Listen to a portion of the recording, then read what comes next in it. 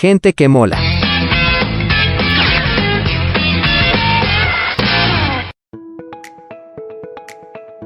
Hoy en Gente que Mola tenemos como invitada a una instructora de yoga Iyengar, Nereida Olivier, que lleva una academia en la ciudad de Donosti, San Sebastián. Bienvenida, Nereida, toma nota. Namaste. ¿Estás preparada? Muchas gracias. Estoy preparada, Eli, muchas gracias. Comenzamos entonces nuestro interesante tema de hoy. Nereida, el yoga se ha vuelto muy popular en los últimos años. ¿Cuál crees que sea la razón principal por la que tantas personas están adoptando esta práctica milenaria? Muy buena pregunta.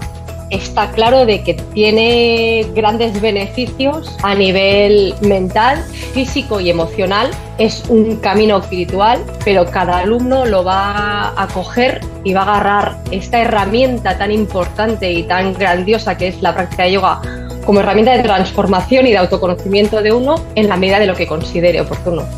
Y sí sabemos, como tú venías diciendo, que tiene muchos beneficios físicos y también mentales. Hoy en día se ha agudizado a partir de la pandemia. Hay mucha gente que necesita como ese equilibrio que un poco esta situación ha causado en las emociones y en las mentes de las personas. Me gustaría saber si existe algún mito común sobre el yoga que a ti te gustaría desmentir. No soy de desmentir nada que se pueda decir. Imagino que en la calle se pueden decir muchas cosas. Porque tú como practicante de yoga de tanto tiempo tendrás que haber escuchado cantidad de cosas. Lo que me puedo yo encontrar en las clases y alrededor es la parte que se coge de la práctica de yoga, que al final es el beneficio, vamos a decir, egoísta, permíteme la palabra. Yo la primera también, porque ese desequilibrio o ese equilibrio está en todos nosotros, y si nos metemos en la práctica de yoga o empezamos a practicar es porque salimos de una clase, sentimos una claridad mental, sentimos un equilibrio emocional, sentimos una fortaleza corporal, que eso es lo que nos hace, sin duda alguna, ir a otra clase y seguir en otra clase.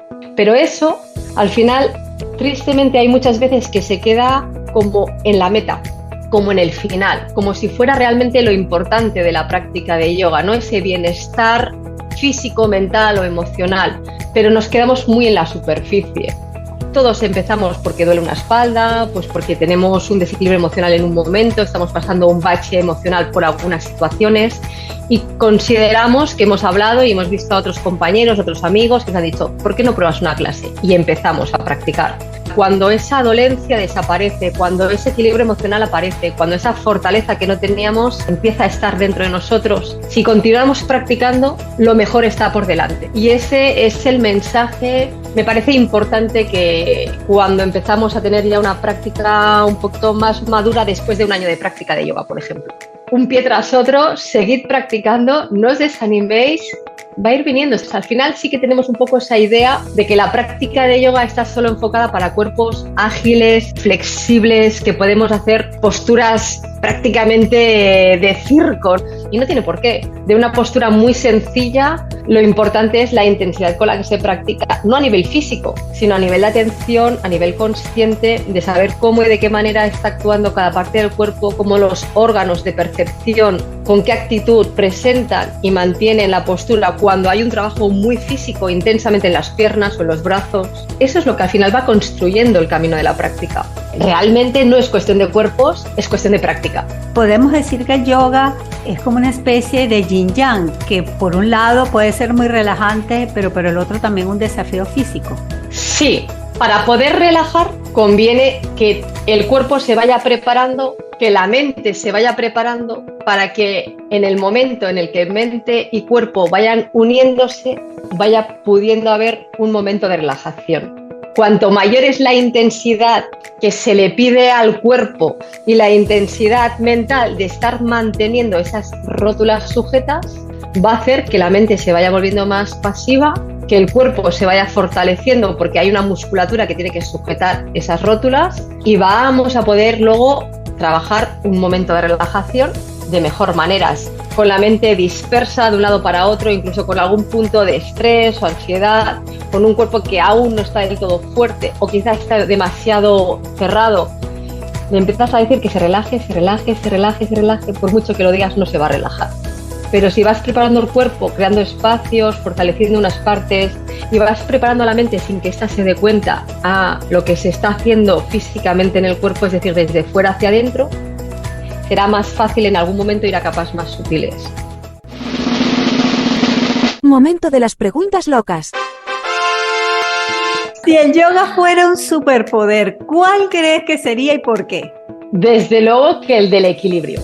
Un superpoder sería equilibrar siempre en el momento justo y necesario.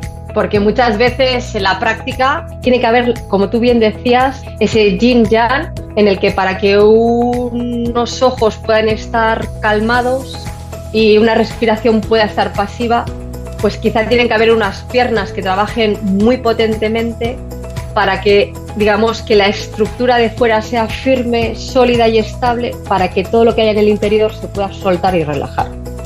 El encontrar ese equilibrio forma parte del camino de la práctica. Imagina que Nereida es un profesor de yoga, pero en el mundo animal. ¿Qué tipo de animal crees que se beneficiarían más de la práctica del yoga y por qué? Desde luego que todos. Ya sabes tú que hay mucha relación entre el mundo animal, representada por cada una de las posturas de la práctica de yoga, ¿no?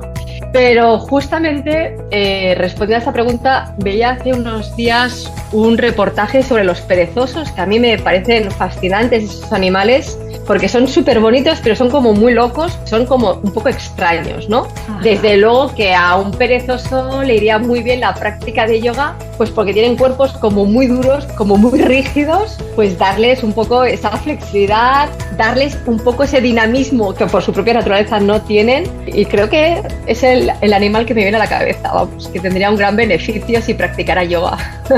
O sea, que aquellas personas que tienen un cuerpo lento y perezoso, pues recomendable el yoga, vamos. Sí, la verdad que el yoga está enfocado para todo el mundo. Pero sí que es cierto de que así como el yoga está abierto para todo el mundo, no todo el mundo está preparado para el yoga, es distinto. Hay un matiz un poco distinto ahí y que me parece que es importante con lo que es a la práctica, ¿no? Porque muchas veces nos metemos todos, sí que es cierto de que hay muchos métodos hoy en día, que todos ellos dan cabida a que cada persona pueda encontrar el suyo. Es cierto que no hay unos mejores ni peores, yo siempre he pensado que cada uno puede encajar en uno, lo importante es que empiece. Es una herramienta súper poderosa de autoconocimiento y de transformación para uno mismo. Yo he sido practicante de yoga y te puedo comentar que entre las cosas más extrañas que he podido escuchar es que el yoga es del diablo. Para agregarte un poquito más de información, religiosos. Me alegra que me hables de esto porque yo en mi casa he sido educada desde pues, unos padres que son católicos, practicantes, y que en un momento dado, cuando yo empecé a hacer mi formación, hubo como algo que luchaba dentro de mí precisamente por eso, porque decía yo, que estoy aquí agradeciendo a un altar, a unas divinidades que no sé muy bien quiénes son, desde mi ignorancia en ese momento. Esto va a ir en lucha con lo que mis padres me han podido educar. Y cuando yo acabé la primera formación de la práctica, lo que mis padres me habían educado, lo que me habían enseñado, lo que me habían transmitido era la fe en algo. Y con la práctica de yoga, con las enseñanzas, con el ir avanzando dentro de este maravilloso camino, que no es todo fácil porque es, yo diría que difícil, lento y de toda una vida, pero me ha abierto a que aquella fe que tenía en algo más concreto ahora sea mucho más amplia. Es decir, que el yoga no es ninguna religión, pero te acerca a la que sea tu religión. Es un momento de un poco de imaginación. Si pudieras crear una nueva postura de yoga, ¿cómo se llamaría y qué beneficios tendría? Ostras, me pillas. La verdad, sinceramente, no tengo ni idea. Creo que todas las posturas están más que inventadas. Muchas veces tengo la tranquilidad de no haber inventado yo esto. La dejaría tal cual como está, porque solo con todo lo que hay, desde luego que tenemos para toda esta vida y probablemente para todas las siguientes. Y el mejor consejo que puedas darle a alguien que quiere comenzar a practicar yoga, pero no tiene ni la menor idea cómo comenzar. Lo mejor para decir es que hay que empezar, tranquilo. Hay un momento para cada cosa. En ese momento en el que tú puedas realmente dedicar un día a la semana a hacer una clase de hora y cuarto, hora y media, entonces empiezas a practicar y a partir de ahí vendrá todo lo demás. El mes de junio tiene un día para celebrar el Día del Yoga. ¿Para qué puede servir un día del yoga? La razón de que tenga que haber un día, pues no lo sé muy bien. Es como el Día de la Madre, ¿no? Al final, el Día de la Madre es todos los días. Pues el Día de la práctica de yoga debería ser todos los días. Se le da un día por visibilizar la práctica. Es cierto que además actualmente está muy de moda. Hay muchísima gente que practica yoga hoy en día en infinidad de métodos. Y aún así, fíjate de que hay yoga por todos los lados y sin embargo sigue siendo el gran desconocido de todos. Correcto. Entonces, supongo que se ha dado un día para visibilizar la práctica, para poder como recoger, pues que las escuelas también tengan un día como pues, para poder mostrar o enseñar algún tipo de exhibición. Una persona quiere empezar a practicar y cómo empieza. Ese es un punto, pero cuando ya llevas tiempo, hay otro obstáculo. Es cuando llegamos, tú estás practicando, llevas incluso quizá años practicando y cuando llegas a tu casa y empiezas a practicar, que es ahí donde empieza realmente tu práctica de yoga. Lo demás es un poco para saber cómo y de qué manera. Ahí antes te pones a buscar o a limpiar cualquier cajón que nunca abres antes que empezar a practicar. Ahí, sin duda, es lanzar el antideslizante al suelo y luego lo demás todo continúa. O sea, hay como que romper esa pereza, ¿no? De principio, pues esas resistencias que hablábamos, en el que la mente sabe que se le va a obligar a hacer algo que no le gusta, que es estar ahí un poco pues donde queremos que esté en lugar de que ella nos lleve a donde ella quiere que estemos, y eso cuesta. Al final la naturaleza viene a ser esa. La naturaleza del cuerpo es estar tumbado en el sofá y la naturaleza de la mente es estar saltarina de un lado a otro. Ajá, la loca de la casa, como le dicen algunos. Eso es. Si quieres fortalecer el cuerpo y activar el cuerpo, pero calmar a la mente, tienes que hacerlo con un poco de disciplina y con algo de intensidad, porque por sí solo los hombros no se mueven. El yoga es una práctica que haciéndola con constancia y disciplina podemos lograr resultados maravillosos en nuestro cuerpo físico. Pero más allá de lo material, la práctica frecuente del yoga contribuye a calmar la mente, a conectar con lo espiritual y, más importante aún, a relacionarnos con nosotros mismos. ¡Qué conversación tan agradable hemos tenido hoy! Agradecida a Nereida Olivier, profesora y practicante de yoga Iyengar, por toda la valiosa información que nos ha compartido.